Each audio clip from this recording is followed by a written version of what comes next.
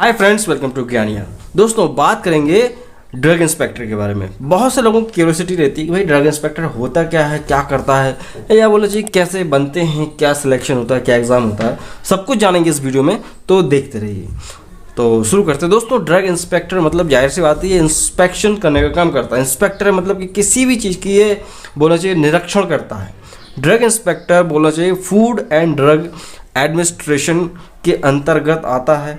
Medical store कोई भी खोले, उसका जो लाइसेंस होता है मेडिकल स्टोर खोलने का, वो कहाँ से होता है इशू? वो ड्रग इंस्पेक्टर के ऑफिस से ही इसको इशू किया जाता है।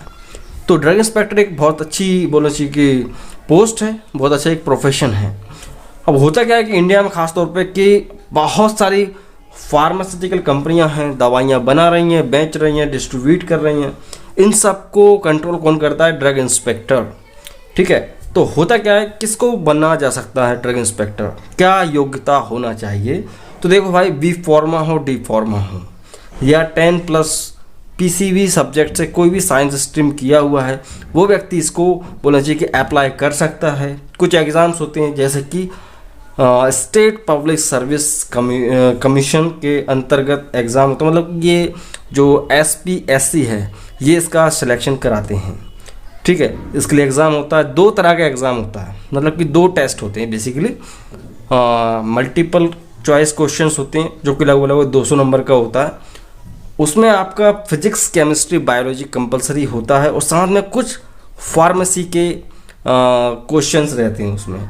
तो जाहिर सी बात है, जो व्यक्ति ने फार्मेसी किया है और ऑफकोर्स उसने तो PCB पढ़ा होगा, तो ये है, तो वो उसको कर सकता है। थोड़ा सा डीप स्टडी करना होता है, थोड़ा पढ़ाई करना होता है, तो वो मल्टीपल चॉइस क्वेश्चंस को सॉल्व कर सकता है। 200 नंबर का क्वेश्चन होते हैं। फिर उसके बाद एक और टेस्ट होता है दोस्तों, बोलो जी जीपेट के थ्रू भी जाया जा सकता है।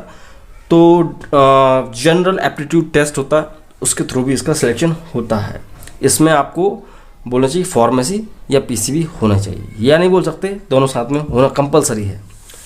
तो लगभग 250 मार्क्स का क्वेश्चंस आपको सॉल्व करना रहते हैं।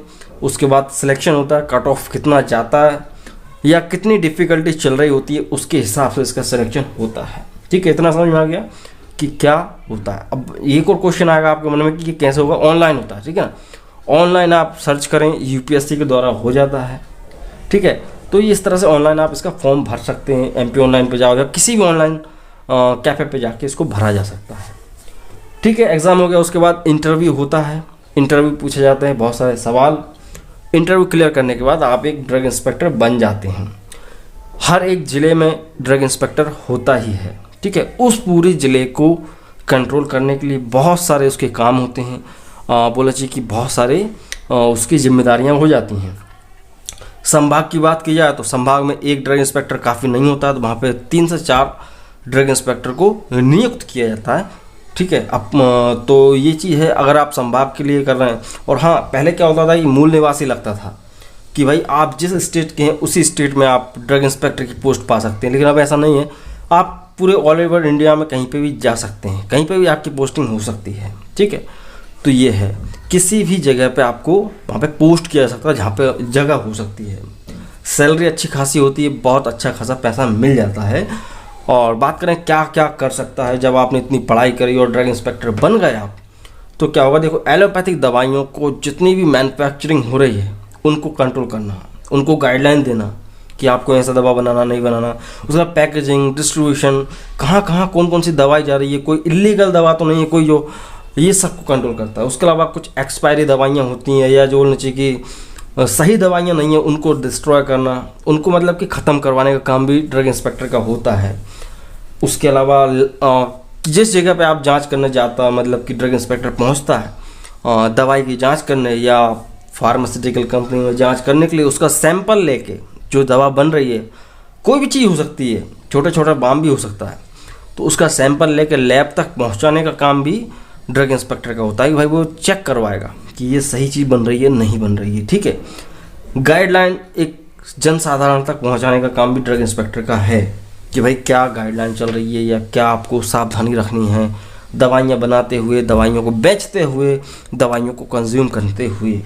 ठीक है, और जो लोग काम कर रहे हैं फार्मास्यूटिकल इंडस्ट्री में या मेडिकल स्टोर पे, उन सब का डेटा भी जो है ड्रग इंस्पेक्टर को रखना पड़ता है उनके अच्छे भविष्य के लिए।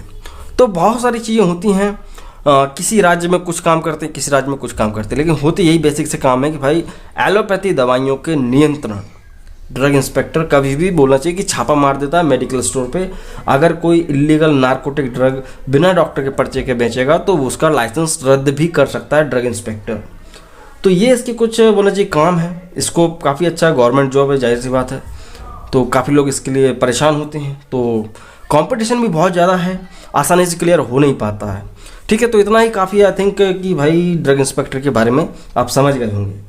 ठीक है, और इतना भी आप जान लो, आपके ज़िले में एक ड्रग इंस्पेक्टर होता है और वो कहाँ बैठता है ये भी सुन लो, मेडिकल कॉलेज में। अगर आपके आसपास कोई मेडिकल कॉलेज है, मेडिकल, उसमें उसका ऑफिस होता है। ठीक है, संभाग में 3 से 4 हो सकते हैं। ठीक है, वीडियो अच्छा लगा तो लाइक कर सकते हैं। अगर आप हमारे चैनल पर नए हैं तो चैनल को सब्सक्राइब भी करें। इससे ये होगा कि आपको आने वाले वीडियोज़ के नोटिफिकेशन मिलते रहेंगे।